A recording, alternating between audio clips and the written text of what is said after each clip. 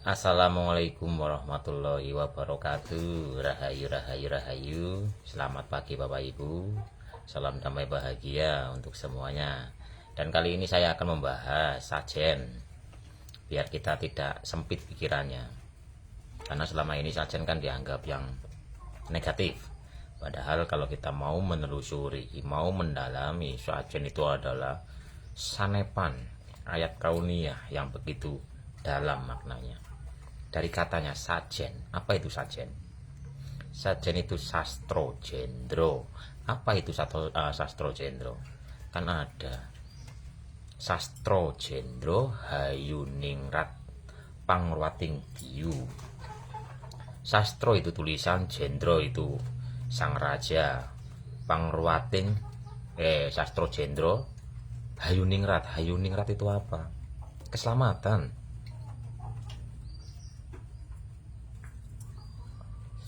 Pangruating diyu, pembersihan. Diyu adalah monster atau hawa nafsu. Jadi sastro jendro hayuningrat pangruating diyu itu maknanya sebenarnya adalah Al-Quran. Sastro itu adalah tulisan, jendro adalah raja, tulisan milik raja untuk menuju kepada keselamatan, yaitu dengan apa? Pangruating diyu, meruat, membersihkan, angkara murka. Berarti apa? Petunjuk untuk kita kembali kepadanya, mengenal jati diri, mengenal sang sejati. Makanya disebut dengan sajen. Sastro jendro. Kenapa di sajen ada pisang, ada telur, ada bunga warna-warni dan sebagainya? Itu sanepan Bapak Ibu. Seperti contoh apa ya, bunga mawar umama. Lah hidup ini kan mawarno-warno, dari perbedaan yang berwarna-warni. Kita kan harus mendalami. Tidak aku ciptakan, apa itu ayatnya? Aku ciptakan berbeda-beda agar apa? Saling mengenal. Mawar, kantil. Duh, ngelmu iku kantilaku. Jadi kita harus mempraktekkan agar hati kita itu kumantil dumateng pangeran. Hati kita bergantung kepada Gusti Kang Akaryo Jagat. Terus ada apa lagi ya? Ada pisang. Pisang itu kan simbol. Coba lihat pisang yang belum berbuah, coba ditebang setengah. Bukankah pisang itu tidak akan pernah mati jika belum berbuah? Coba kalau nggak percaya, ada tanaman pisang dipotong setengah, maka ini akan bertumbuh terus. Karena sanepannya pisang, pohon pisang itu adalah tidak akan mati jika belum berbuah. Ini kalau pohon pisang yang apa ya, yang ini loh yo, bukan yang di cungkringan dan sebagainya, pohon pisang yang normal gitu. Itu tidak akan pernah mati jika belum berbuah. Terus apa lagi? Telur. Nah, itu ada ceritanya. Telur, ada kuning telur, ada putih telur, ada cangkang telur. Itu kan maksudnya ada jiwa, ada raga, ada ruh. Makanya dalam pewayangan itu ada Semar, ada siapa lagi ya? Batara Tunggal, ada Togok kalau nggak salah. Itu menyimbolkan jiwa, raga, dan ruh. Jadi sesajen atau sajen itu adalah ayat yang harus kita baca. Lah ada orang yang dengan sesaji menyuguhkan sesaji tapi tidak tahu hakikatnya, yo ada yang menyuguhkan sesaji dengan hakikat, yo ada. Lah leluhur kita dulu membuat seperti itu memberikan pengajaran untuk yang mau berpikir, untuk yang mau memahami. Cuman kesininya ya hanya menjadi ritual, rutinitas apa ya biasa gitu loh, tanpa adanya pemahaman. Sedangkan sebenarnya sajen itu adalah ayat yang dititipkan oleh leluhur kita untuk dipelajari. Sastro jendro hayuningrat pangruating diyu.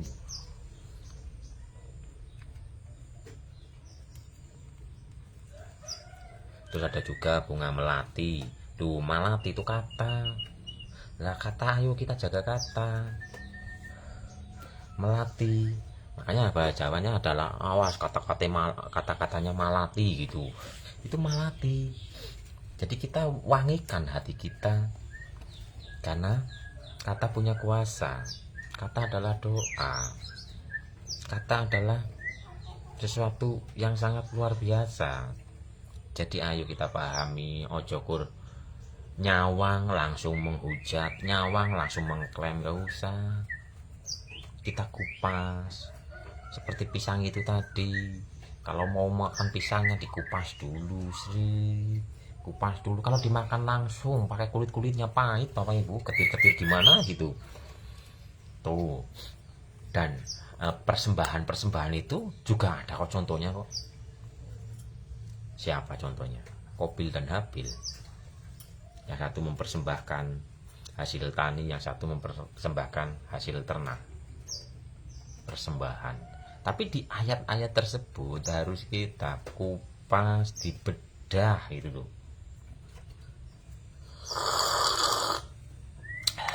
Untuk saat ini kan sesuatu yang berbau-bau seperti itu dianggap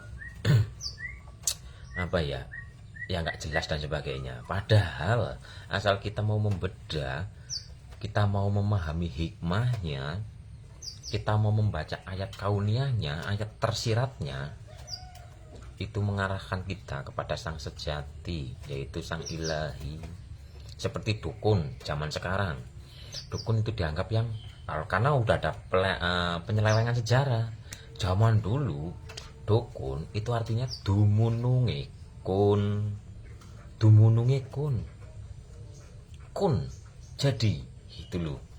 Dumununge kun ono ning telenge ati. Dumunung berarti tempatnya. Kejadian, awal mula kejadian. Sedangkan dalam ayatnya ada, kenapa engkau tidak memikirkan dari apa engkau diciptakan? Kita disuruh untuk memahami asal usul kejadian diri. Yaitu kalau orang zaman dulu loh, ini kalau yang murni, bahasa dukun itu untuk orang-orang yang sudah berkesadaran. Karena orang yang sudah murni, sudah lulus dengan dirinya, sudah bahasa sekarangnya sudah mengenal dirinya, sudah bermakrifat sampai wusul ilallah. Itu disebut dengan sebutan dukun gitu loh. Ya kayak sekarang kayak dosen disebut dengan, ya kayak yang mengajar di kampus disebut dengan dosen gitu. Itu zaman dulu, cuman kan ada penyelewengan sejarah agar kita itu jauh dari dari jati diri kita sendiri. Leluhur kita menyimpan suatu pemraktekan yang harusnya kita baca makna hakikatnya. Itulah pesan-pesan tersirat, bahasa sanepan, bahasa perumpamaan. Seperti itu tadi, dukun itu dumununge kun, dukun itu duduk rukun. Jadi di saat membahas bab keilahian, ngaji hakikat, ngaji ma'rifat, itu duduk rukun. Kita duduk bareng rukun gitu loh. Yang namanya rukun kan ya nanti keselarasan. Lah terkadang kita duduk tapi nggak rukun. Ya memang kita duduk bareng, tapi dalam hatinya nggak rukun kan. Ada buruk sangka, ada berpikir negatif dan sebagainya lah. Sedangkan makna yang murni dukun itu adalah duduk rukun untuk membahas dumununge kun tuh. Tapi zaman sekarang kan bahasa, kalau dilihat dari energinya, bahasa dukun itu sudah rasanya itu kayak kayak nggak ngarah kepada Tuhannya gitu loh. Padahal zaman dulu itu sebutan untuk orang-orang sepuh, ibaratnya kasapuhan atau kesepuan gitu loh, orang yang memahami tentang Tuhannya. Tuh bakal ini kalau bahasa dulu. Kalau bahasa sekarang kan banyak yang berkata tanpa tahu makna, hanya berkata tapi nggak tahu makna hakikatnya itu apa. Mung ikut-ikutan. Jangan engkau mengikuti kebanyakan orang di dunia ini, karena kebanyakan orang itu hanya mengikuti prasangka dan praduganya. Ada ayatnya.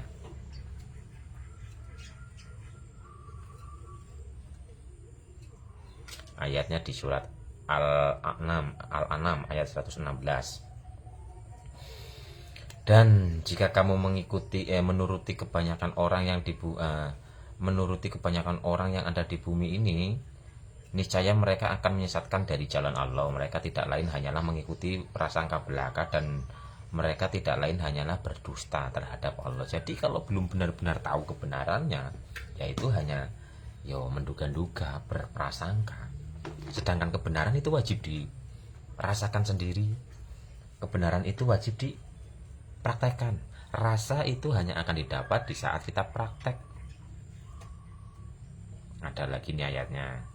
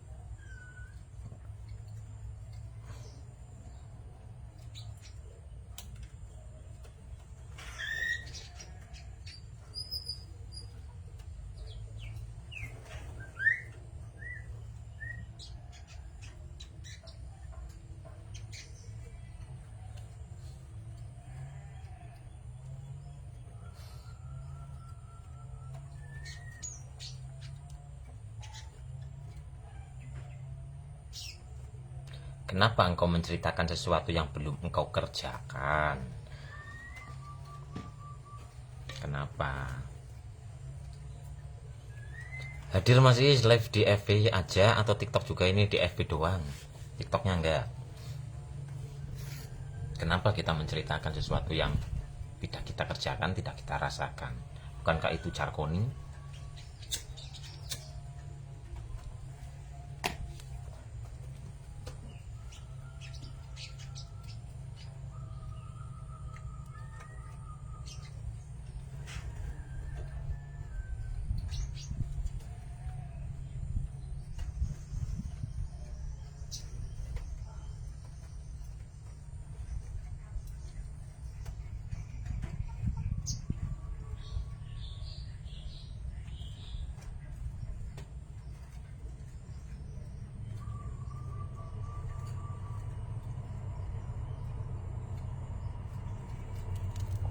Tapi ini pesannya bukan buat orang-orang yang beriman sih. Makanya Al-Quran itu memerintah itu peserta. Ya kan gini, wahai orang-orang yang beriman. Jadi untuk orang-orang yang beriman, kalau orang yang beriman ya nggak cerita gitu loh. Karena ini ayatnya perintahnya untuk orang-orang yang beriman. Hai orang-orang yang beriman, mengapa kamu mengatakan apa yang tidak kamu perbuat? Amat besar kebencian di sisi Allah bahwa kamu mengatakan apa-apa yang tidak kamu kerjakan. Loh, nih di surat Asyaf ayat 23. Tapi ini kan untuk orang-orang yang iman, karena depannya tuh hai orang-orang yang beriman. Lah sedangkan ciri-ciri iman kan nggak tahu sendiri. Rukun iman itu ada 6. Iman kepada Allah. Kalau masih ada khawatir, masih bingung, masih khawatir akan masa depan dan sebagainya, berarti itu ya belum beriman. Karena di sini perintahnya, wahai orang-orang yang beriman, kenapa engkau menceritakan sesuatu yang tidak kamu kerjakan? Sungguh perbuatan seperti itu dibenci sama Allah tuh. Jadi ya wajar kalau ayat ini, hai orang-orang yang beriman. Untuk orang-orang yang beriman. Kalau orang-orang yang beriman, yang sudah benar-benar iman, kalau belum benar-benar merasakan, tidak akan pernah berani menceritakan. Karena ancamannya ngeri. Hai orang-orang yang beriman, mengapa kamu mengatakan apa yang tidak kamu perbuat? Amat besar kebencian di sisi Allah bahwa mengatakan apa yang tidak kamu kerjakan. Dari mengerjakan maka akan merasakan, dari merasakan maka akan memahaminya. Oh kopi kayak gini, oh teh kayak gini. Karena mengerjakan, berpraktek, merasakan, nyeruput kopi dan sebagainya, sehingga tahu mana kopi, mana teh dan sebagainya. Tapi kalau yang disampaikan itu belum benar-benar merasakan sendiri, kan itu tadi ayatnya. Kita tidak boleh mengikuti orang yang mengikuti prasangkanya, prasangka, praduga, itu kan masih angan-angan. Makanya carilah orang yang tahu jalannya, bukan hanya tahu ceritanya. Orang yang tahu ceritanya banyak, tapi yang tahu jalannya sedikit. Oleh karena itu carilah yang tahu jalannya, bukan hanya sekedar jalannya, ceritanya. Kalau hanya sekedar ceritanya, nah ini tadi malah wahai orang-orang yang beriman, kenapa engkau menceritakan, menyampaikan sesuatu yang tidak engkau kerjakan? Lah, kalau sudah ada ancaman seperti itu, berarti kan getaran energi dari penyampaiannya ini, ya tahu sendirilah energinya lah. Karena semua berdasarkan dengan energi, ada getaran energinya. Contoh bahasanya, di saat kita menyampaikan tapi hanya sekedar prasangka dan sebagainya, berarti kan getaran energinya itu kurang bagus, sehingga seolah-olah masuk telinga kanan, keluar telinga kiri, nggak nyantel ke dalam hatinya itu loh. Jadi hatinya tidak terukir tinta ilahi. Tapi kalau menyampaikan, tapi yang menyampaikan sudah merasakan, di saat menyampaikan ini langsung menembus ke dalam hatinya, sehingga ada perubahan dalam kehidupan rasa, kehidupan pikiran, kehidupan nyatanya. Tuh, karena ada itu di ayatnya. Jadi makanya ada kata-kata diam adalah emas. Begitu Bapak Ibu, intinya sastro jendro itu sajen, sastro jendro hayuningrat pangruating diyu.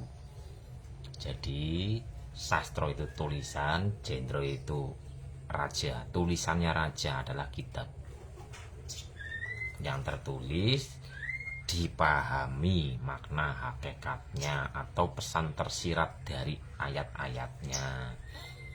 Makanya Mbah Gus Dur menyampaikan, ojo kur pinter nulis lan moco, tapi mburine bakal sangsara. Itu maksud dari syair tersebut adalah kita disuruh untuk mendalami makna tersirat atau hikmah di sebalik ayat tersebut.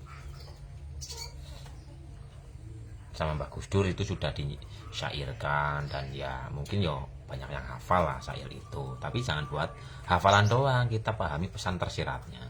Maksudnya apa sih? Contoh ya kemarin itu yang di di video pendeknya itu, alhamdulillahirabbil alamin, itu kan apa ayatnya, tapi kita pahami makna hakikatnya. Alhamdulillahirabbil alamin, hanya Allah yang maha terpuji, segala pujian hanya milik Allah, penguasa alam semesta. Di saat kita dihina kok kita marah, berarti kita mensetarakan diri kita dengan Dia. Di saat kita disanjung kok di saat kita dihina kok kita marah, iya berarti kita menganggap diri kita adalah Dia, karena yang maha terpuji adalah Dia. Tuhan tinggi, hamba rendah, Tuhan cerdas, hamba bodoh, gitu loh.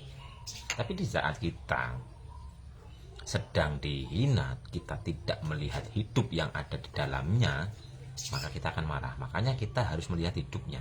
Hanya dengan sadar hidup, hati menjadi tenang. Terus di saat kita disanjung kok kita tinggi hati, kita bangga, berarti kita menganggap diri kita siapa. Nah itu kan baru alhamdulillah, belum sampai yang sana-sana, baru satu ayat. Untuk praktek di alam dunia, alam nyata itu yo Masya Allah susahnya pol. Jadi kata alhamdulillahirabbil alamin, pahami artinya, segala puji hanya milik Allah. Pahami lagi makna sejatinya. Oh iya ya, kalau Allah terpuji berarti makhluk itu rendah. Kalau Allah tinggi berarti makhluk rendah. Terus kenapa ya kalau ada yang seolah-olah itu merendahkan tapi kok marah ya? Berarti masih tergoda. Harusnya sadar, harusnya Allah lagi menguji hati ini dengan pelantara si ini gitu. Susah kan untuk seperti itu? Itu baru satu ayat.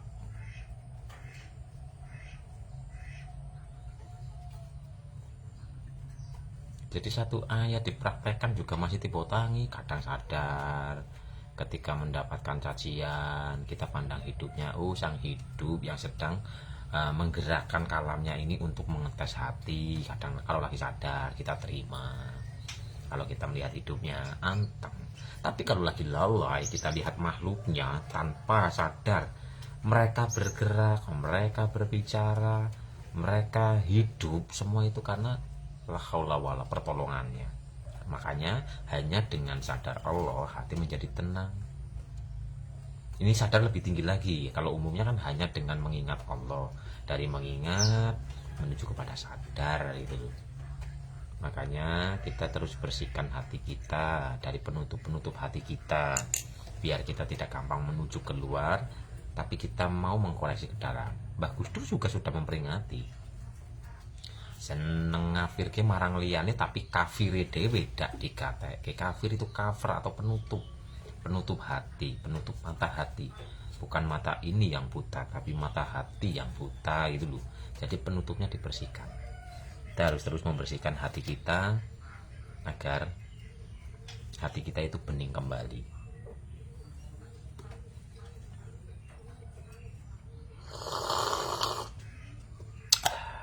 Agar kita menjadi diri kita yang bening, tanpa warna, tanpa noda, yaitu sang roh, yang sumber asal muasalnya adalah dari dia itu sendiri. Ketika kejadian sempurna, aku tiupkan rohku.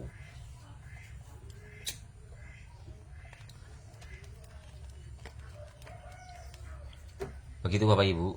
Jadi terus kita membuka diri kita.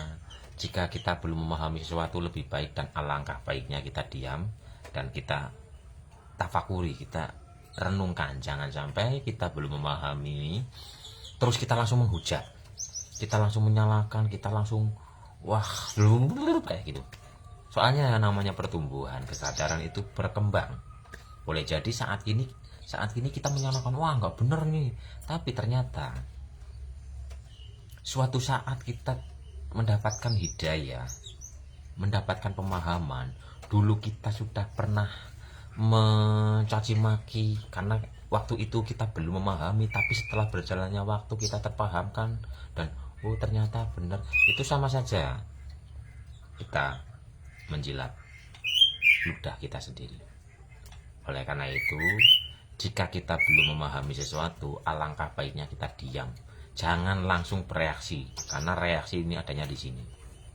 Di saat di sini itu belum ada, maka kita gampang untuk bereaksi, untuk menilai, untuk menghakimi. Tapi kalau di sini sudah ada, kita, perpustakaan yang ada di sini sudah ada yang mengatakan seperti ini, dibuka dudek, oh ada, oh berarti ya cocok, oh di sini ada, oh cocok. Tapi di saat di sini belum ada dan itu asing, itu gampang sekali yang namanya pikiran menilai dan menghakimi. Tapi ternyata berjalannya waktu, kita terus belajar membersihkan hati. Ternyata dulu kita menyalahkan dan sekarang kita oh ternyata bener ya, dulu orang itu dulu ini kayak gini, oh karena saya dulu belum paham. Lah yang malu siapa coba? Yang malu siapa? Bukankah kita membuat diri kita malu sendiri? Oleh karena itu, alangkah baiknya di saat kita belum memahami sesuatu, lebih baik kita diam, nggak usah gampang merespon. Makanya diam itu adalah emas.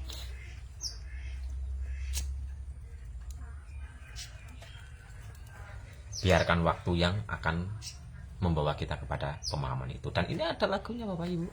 Nah dulu saya mau bukan Mbak Google, lagunya ada nih, syairnya.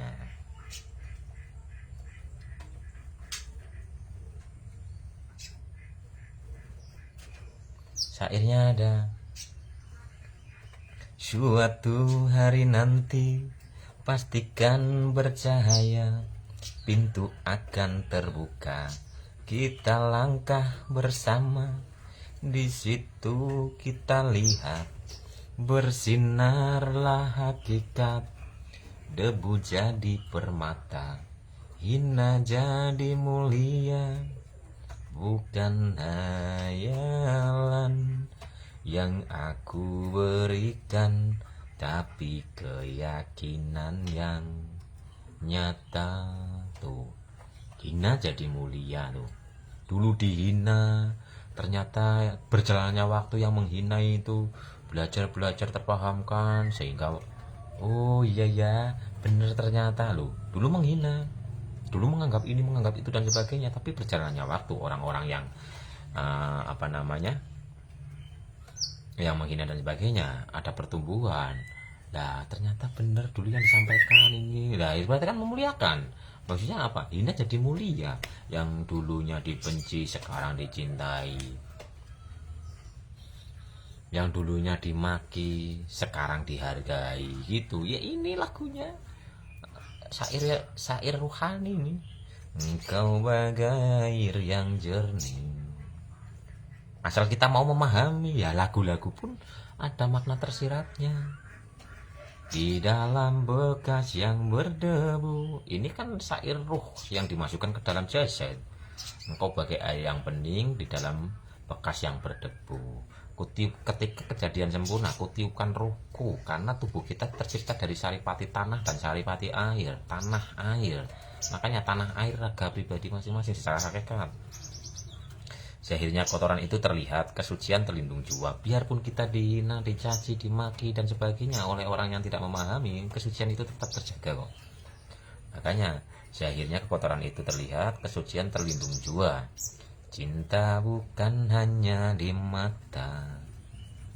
Mata, di saat kita mencintai karena mata, kita cinta kepada kecantikannya. Di saat kecantikannya itu sudah menua, sudah keriput, kecantikan cinta itu akan hilang. Di saat kita cinta karena kekayaannya ludes, cintanya akan menghilang. Karena cinta bukan hanya di mata. Cinta hadir di dalam jiwa. Jiwa tuh. Biar salah di mata mereka, biar perbedaan terlihat antara kita. Biarpun disalahkan. Ya ini tembangnya loh. Biarpun disalahkan, tidak sama seperti lainnya, pemahamannya, sudut pandangnya tidak sama. Biar perbedaan itu terlihat juga, terlihat antara kita. Kalau ini bahasa Tuhan, ku harap kau kan terima walau dipandang hina, namun hakikat cinta kita yang rasa. Ini bahasa rohani. Biarpun raga ini, nama ini dihina, nama ini dicaci maki, nama ini intinya negatif lah. Ku harap engkau akan terima. Ku harap engkau kan terima walau dipandang hina, namun hakikat cinta kita yang rasa. Hakikat cinta kita yang rasa ini ada di Robinga Al-Adawiyah. Biarpun dihina, tapi yang mencintai makom mahabbah ya paham. Nah kata-katanya kan sampai sekarang masih ada, yang sangat fenomenal. Jika aku ibadah kepadamu karena aku takut neraka, maka cemplungkan aku atau masukkan aku ke dalam bara apinya. Di saat aku beribadah karena mendambakan surga, tutup pintu surga untukku. Tapi di saat aku ibadah hanya karena engkau semata-mata, jangan kau palingkan wajahmu dariku. Itu kan makom penyaksian, makom cinta. Lah, kita kan ibadah harusnya memang lillahi ta'ala, hanya untuk dia, bukan untuk yang lainnya. Ya ini Robinga Al-Adawiyah, karena cinta hadir di dalam jiwa, ibadahnya semata-mata hanya dia. Karena kenikmatan adalah melihat wajahnya, kemanapun engkau menghadap di situ wajahnya. Karena dia melingkupi segala sesuatu, bukan melihat dengan mata fisik, tapi melihat dengan mata rohani. Yang terlihat hanya dia dan sebagainya. Gitu, ini tembang rohani. Suatu hari nanti pastikan bercahaya, pintu akan terbuka. Aduh, pintu hati sudah terbuka. Kita langkah bersama. Loh, kok melangkah bersama? Qul huwallahu ahad. Katakanlah Tuhan itu esa. Katakanlah Tuhan itu melingkupi segala sesuatu. Di saat engkau bertiga, maka Tuhan yang keempat. Tuhan Allah lebih dekat daripada urat nadi. Duh, dekat sekali. Aduh, tanpa wangenan, cedak tanpa senggolan. Asal kita mau memahami sampai dalam.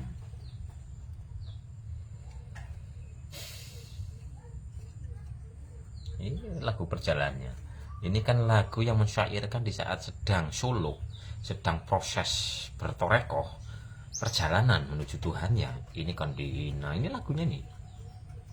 Suatu hari nanti pastikan bercahaya, pintu akan terbuka, kita langkah bersama. Di situ kita lihat bersinarlah hakikat kebenaran. Debu jadi permata, intan Ina jadi mulia. Duh, indah banget lagunya Bapak Ibu, luar biasa. Asal memahami dengan kesadaran. Bahkan lagunya ini ada di film ini nih.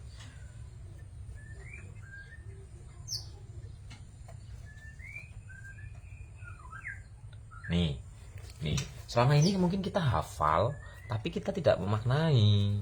Ada di film kartun. Orang pun datang, ada yang tahu nggak? Lagunya siapa?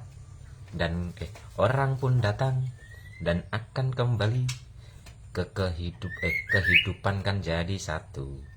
Di kehidupan yang kedua akan menjadi lebih indah.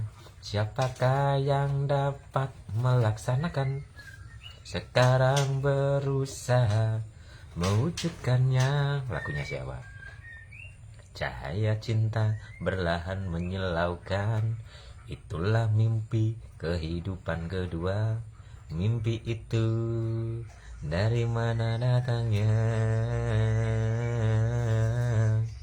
Jawab yang ada di ujung langit.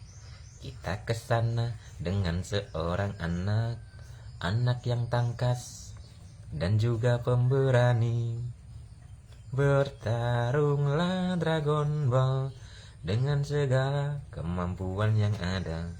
Bila kembali dari langit, semoga hidup kan jadi lebih baik. Ini lagunya siapa? Ini lagu makrifat Bapak Ibu, asal kita mau memahami.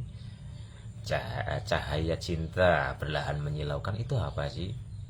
Ini cahaya cinta berlahan menyilaukan. Ini turi putih ditandur ning kebun agung. Duh, sama ayatnya ada.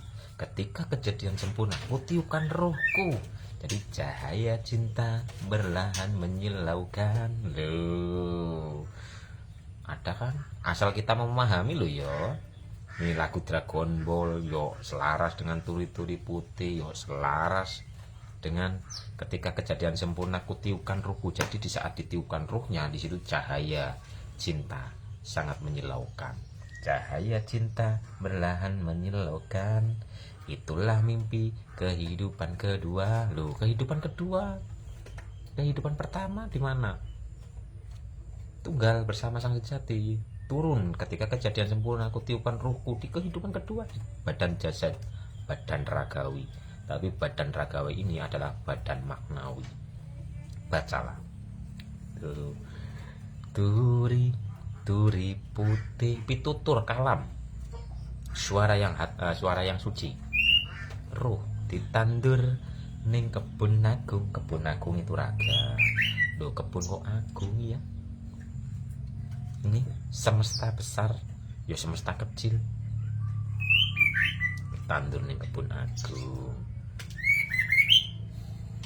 Nah, terus di sini ada jawab yang ada di cahaya cinta berlahan menyilaukan. Itulah mimpi kehidupan kedua. Mimpi itu dari mana datangnya?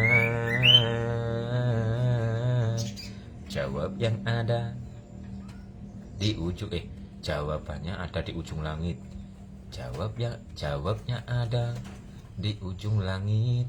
Kita kesana dengan seorang anak yang tangkas dan juga pemberani. Jawabnya ada di ujung langit. Ujung langit itu adalah titik adalah ujung nafas. Kolbu mimpi itu di sini. Atau bahasa kedokterannya itu kelistrikan terbesar dalam diri manusia ada di es anut. Ya kalau kita mau mempelajari ini sebenarnya apa ya, dari sudut pandang ini disebut ini, dari sudut pandang ini disebut ini, dari sudut pandang ini disebut ini, sebenarnya merujuk kepada yang satu itu loh. Yang tadinya itu kayak tumpeng itu di bawah itu macam-macam banget, ini kayak tumpeng di bawah banyak ininya, kayak tumpeng kan merujuk kayak gini, tumpeng tumuju teng pangeran, sehingga di atasnya cape. Cape itu simbol apa? Tekad, simbol semangat, warnanya merah, semangat yang membara untuk kembali kepadanya, tekad yang kuat untuk kembali mengenal dengan dirinya itu sanepan-sanepan. Terus among-among, kenapa umumnya among-among itu yang makan anak-anak kecil, umumnya yang diundang anak-anak kecil? Iya, ada yang momong, pamomong, among-among. Dalam diri kita ada yang momong, ya yang memahamkan kita di saat kita tidak paham siapa? Yang mengajarkan kita untuk bersuara siapa? Bukan berkata loh, bersuara. Kalau kata kan sudah tertata kayak gini, kalau suara siapa? Ada yang memomong,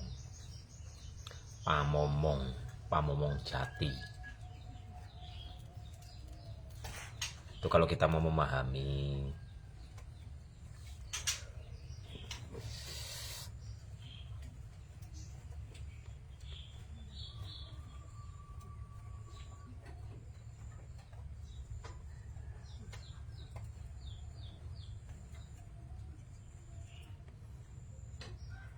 Bagi yang mau berpikir,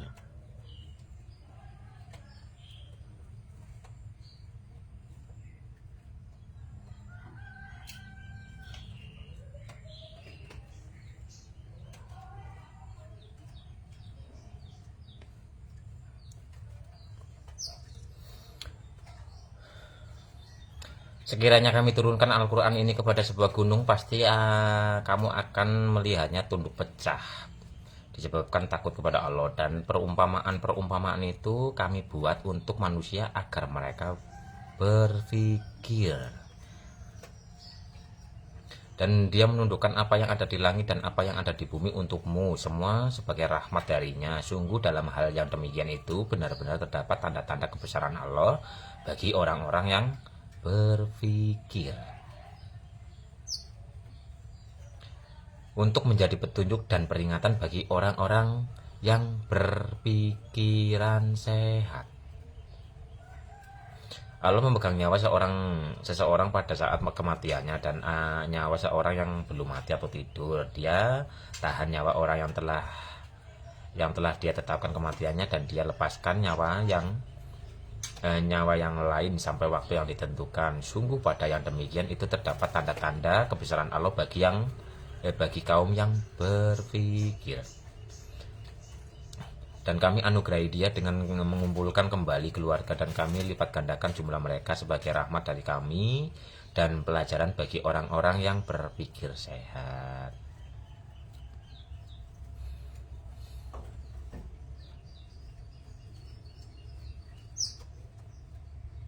Dan mereka berteriak di dalam neraka itu, "Ya Tuhan kami, keluarkanlah kami dari neraka, niscaya kami akan mengerjakan kebajikan yang berlainan dengan yang telah kami kerjakan dulu." Dikatakan kepada mereka, "Bukankah kami telah memanjangkan umurmu untuk dapat berpikir? Bagi orang yang mau berpikir, padahal telah datang kepadamu seorang pemberi peringatan, maka rasakan azab kami. Dan bagi orang-orang zalim tidak ada seorang penolong pun." Di antara tanda-tanda kebesarannya ialah Dia menciptakan pasangan-pasangan untukmu dari jenismu sendiri, agar kamu cenderung dan merasa tentram kepadanya, dan Dia menjadikan di antaramu rasa kasih sayang. Sesungguhnya kami yang demikian itu benar-benar pada yang demikian itu benar-benar terdapat tanda-tanda kebesaran Allah bagi yang mau berpikir. Dengan air hujan itu Dia menumbuhkan untuk kamu tanaman-tanaman zaitun, kurma, anggur, segala macam buah-buahan. Sungguh pada yang demikian itu benar-benar terdapat tanda kebesaran Allah bagi yang mau berpikir.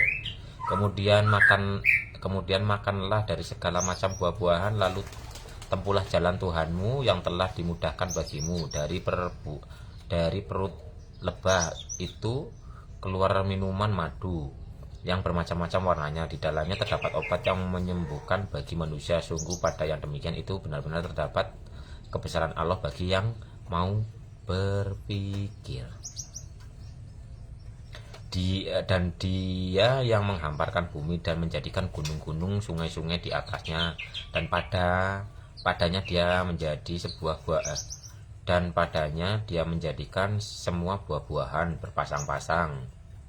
Dia menutupkan malam ke dalam siang. Sungguh pada yang demikian itu terdapat tanda-tanda kebesaran Allah bagi orang-orang yang berpikir. Sesungguhnya perumpamaan kehidupan dunia ini hanyalah seperti air hujan yang kami turunkan dari langit, lalu tumbuhlah ke tanaman-tanaman bumi dengan subur, karena air itu diantaranya ada yang dimakan manusia dan ada yang dimakan hewan ternak. Sehingga apabila bumi ini telah sempurna keindahannya dan berhias dan pemiliknya mengira bahwa mereka pasti menguasainya, memetik hasilnya, datanglah kepadanya azab daripada waktu malam atau siang, lalu kami jadikan tanaman yang seperti tanaman yang sudah disabit seakan-akan belum pernah ditumbuhkan kemarin. Demikian kami menjelaskan tanda-tanda kekuasaan kami kepada orang-orang yang berpikir. Dan sekiranya kami menghendaki, niscaya kami tinggikan derajatnya dengan ayat-ayat itu, tetapi dia cenderung kepada dunia dan mengikuti keinginannya yang rendah. Maka perumpamaan seperti anjing. Waduh, gamblangnya kok.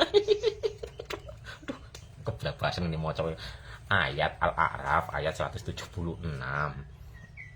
Dan sekiranya kami menghendaki, niscaya kami tinggikan derajatnya dengan ayat-ayat itu, tetapi dia cenderung kepada dunia dan mengikuti keinginannya yang rendah. Maka perumpamaannya seperti anjing. Jika kamu menghalaunya, dijulurkanlah lidahnya, dan jika kamu membiarkannya, ia menjulurkan lidahnya juga. Demikian perumpamaan orang-orang yang mendustakan ayat-ayat kami. Maka ceritakanlah kisah-kisah itu agar mereka berpikir. Itu ayat-ayatnya. Tapi pikirannya di sini dengan akal sehat, pikiran sehat. Dan kami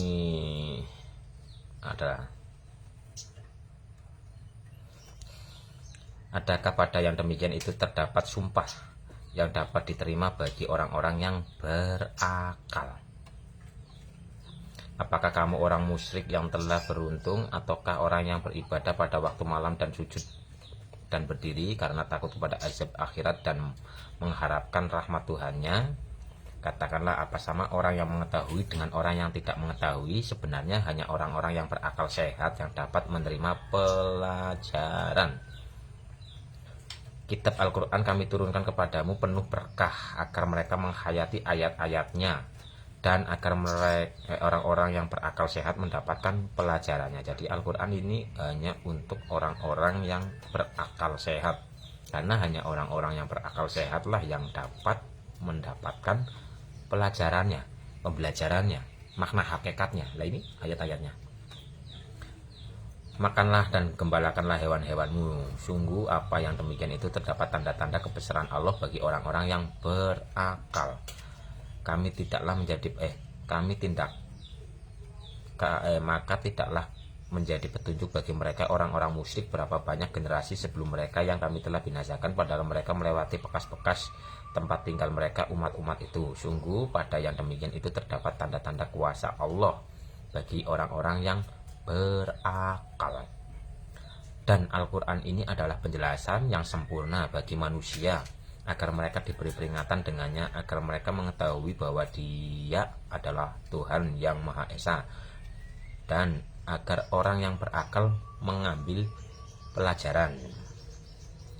Maka apakah orang yang mengetahui bahwa apa yang diturunkan Tuhan kepadamu adalah kebenaran? Sama dengan orang yang buta, hanya orang berakal yang dapat mengambil pelajaran. Loh. Siapa yang dapat mengambil pembelajaran tentang kebenarannya? Hanya orang yang menggunakan akal sehatnya.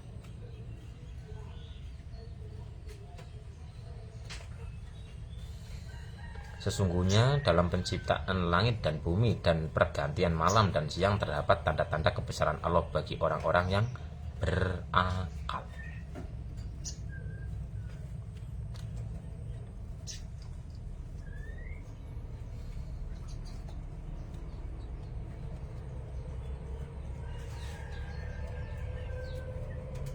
Demikian Allah mengunci hati orang-orang yang tidak mau memahami. Bukan hanya sekedar makna, tapi memahami. Dengan berpikir sehat, dengan menggunakan akal yang sehat, maka mendapatkan pemahaman yang sesuai dengan kebenarannya.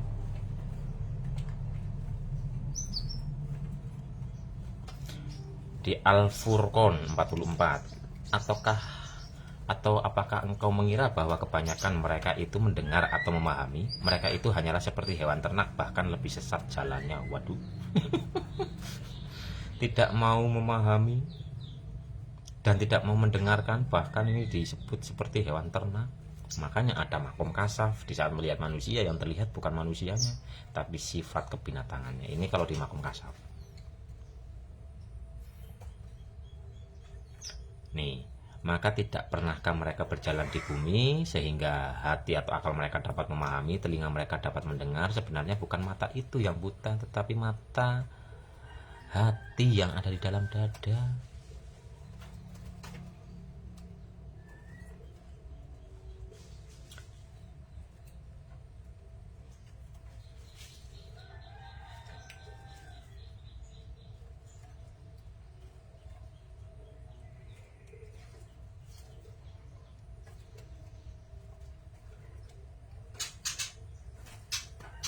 Celakalah pada hari itu bagi mereka yang mendustakan kebenaran.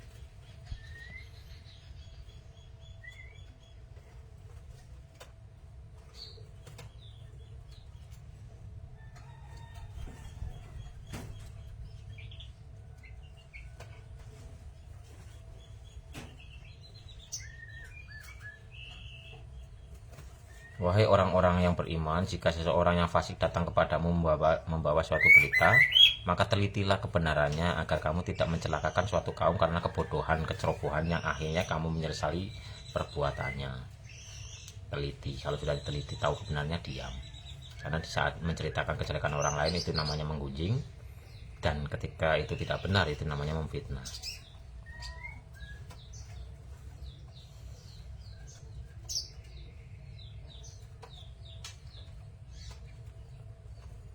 Dan kebenaran itu harus dipraktekkan sendiri, dirasakan sendiri, berproses.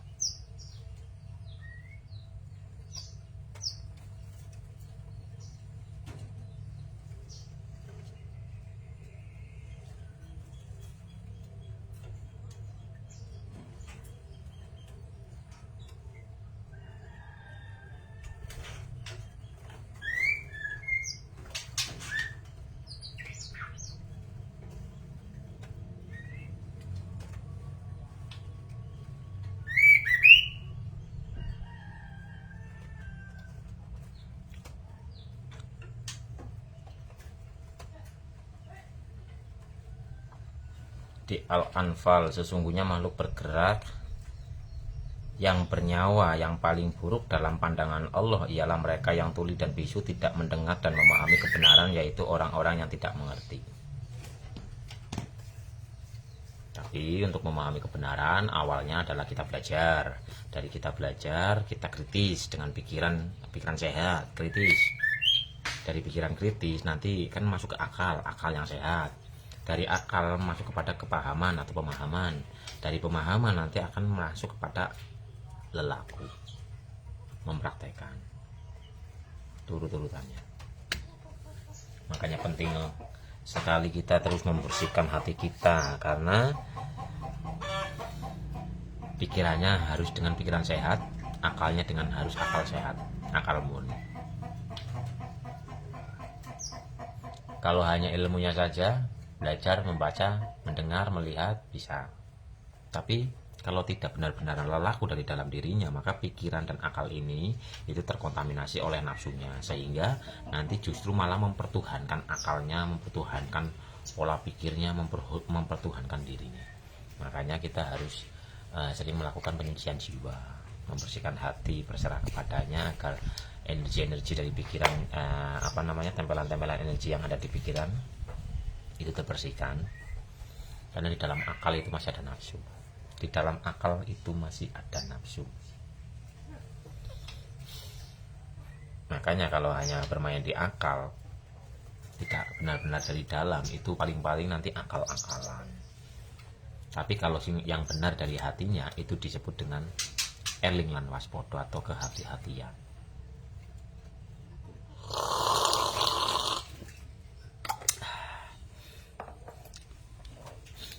Sedangkan semua ini adalah ayat kauniyah yang harus kita pahami secara hikmah hakikatnya, kebenarannya. Tuhan menciptakan sesuatu itu untuk pembelajaran. Jadi semua ini adalah perumpamaan. Ikro, bacalah. Makanya ikro, bacalah. Apa yang dibaca? Yang dibaca bukan tulisan, yang ABCD bukan. Yang dibaca adalah kehidupan ini. Ikro. Contoh, ikro ada ulet kepompong kupu-kupu yang paling sering saya contohkan lah. Ikro, bacalah. Itu baca ulet, itu ada kepompong, ada kupu-kupu, kan bingung. Kalau yang belum tahu, belum pernah memahaminya, belum pernah belajar, apa yang mau dibaca ya? Ikro, bacalah. Itu baca. Apa lihat ayam tuh?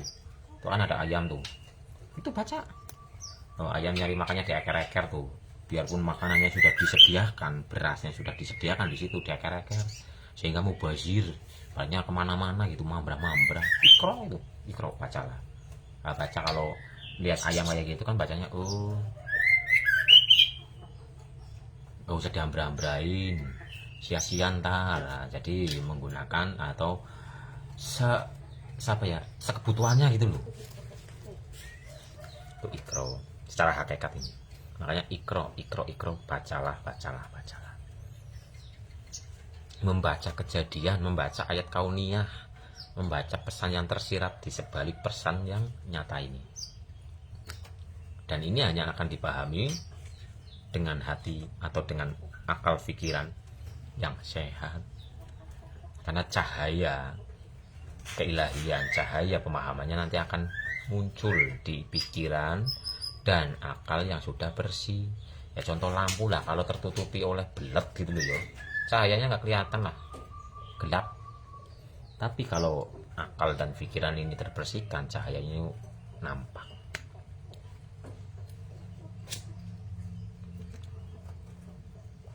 Jadi teruslah berproses untuk penyucian jiwa.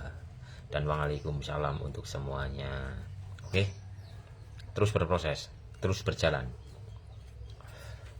meniti ke dalam diri sampai kayak kembali kepada sang sejati. Innalillahi wa inna ilaihi rajiun.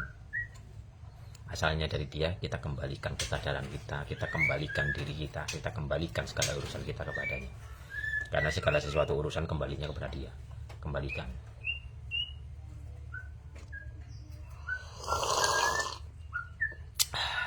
Di saat kita menyerahkan kepadanya, maka dia akan menyelamatkan kita. Karena dia yang maha mengurusi semua urusan. Apakah bisa dipahami Bapak Ibu?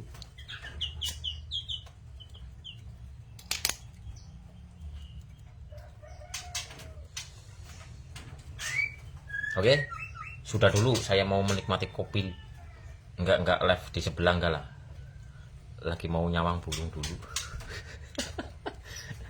Karo ngopi. Karo apa yo? Oh, arep gawe kae kok thumbnail gesit. Oke, assalamualaikum warahmatullahi wabarakatuh. Rahayu.